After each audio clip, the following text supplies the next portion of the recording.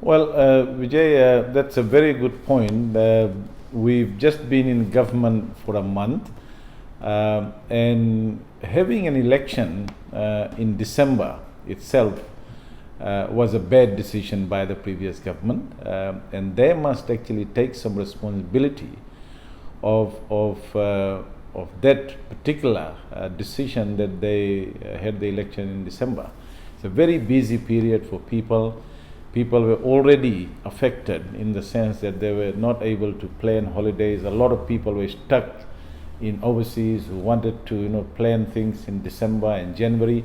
So it disrupted not only people's plan, but it created a lot of uncertainty in the economy.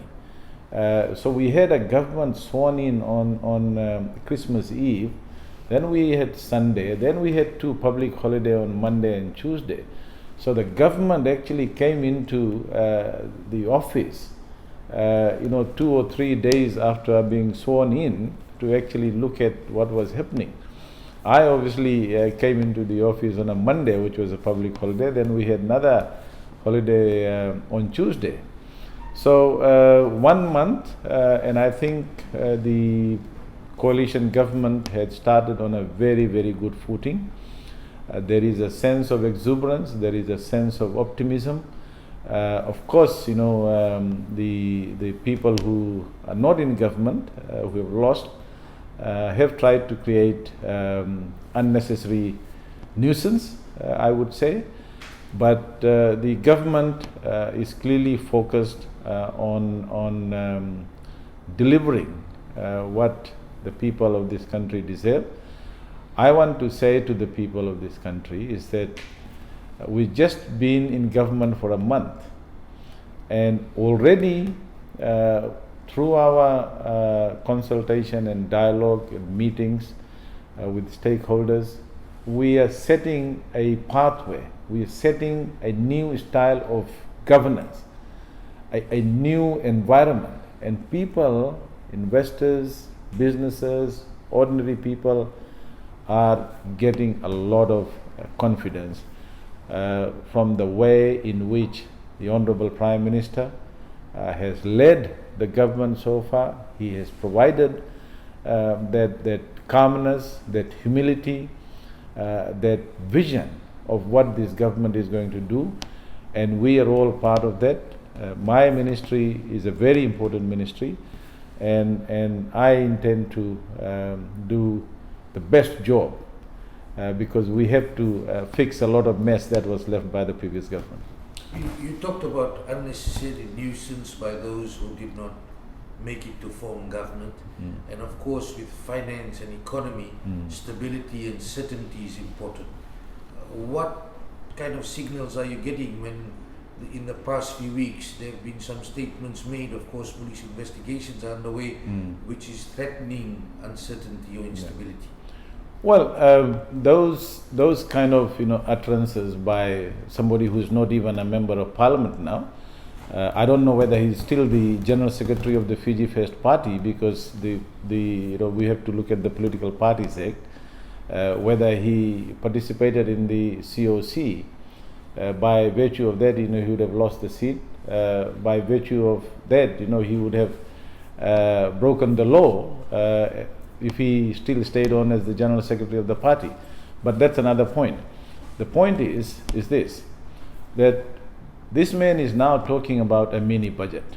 He knows very well that within the Financial Management Act, under Section 22, the Ministry of Finance, the Minister of Finance, with the approval of the Cabinet, has the power to redeploy funds. We just came out of the election in December. Government was formed, essentially, took over in January. He expects me to present a mini budget in January or even in February. We understand that there are different ministerial responsibilities. So previously, obviously, he was trying to be the minister for everything. So, he had economy, public enterprise, information, communications, housing, civil aviation, all the rest of it. So what this government has done, and it's the right thing to do, nobody is a superman. We have assigned different portfolios to very capable ministers. The budget was already there. So if you have if public enterprise has moved to the Prime Minister's office, for example, the budget for public enterprise is already there. The reporting lines would have changed, but the budget is still there. So there is no problem in managing that transition until we get to a budget in June, and that's just few months away. So his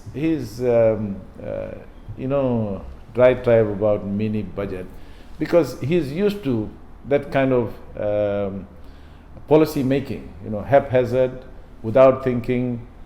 Nobody knows what's coming the next day. This government is not going to be like that. We are going to provide certainty. We're going to provide a process where we will be putting in, processes, appointing, bodies, having economic summit. For example, Vijay, we are going to have a fiscal review committee. That appointment will be done soon, and it will include, it could be a 10 or 11 member committee, include representatives from different sectors of the country, different sectors of the economy. Fiscal review committee will essentially look at expenditure policy, revenue policy, tax policy, and that committee will be advising us, advising me as the Minister of Finance, advising the government, and that will feed into the economic summit that we are planning to have probably in the first or the second week of April, which is what we promised in our campaign. And that would be a very, very exciting forum, because by that time we would have done a lot of work through the fiscal review committee, through consultation with all the different ministries, and then we would be able to hear from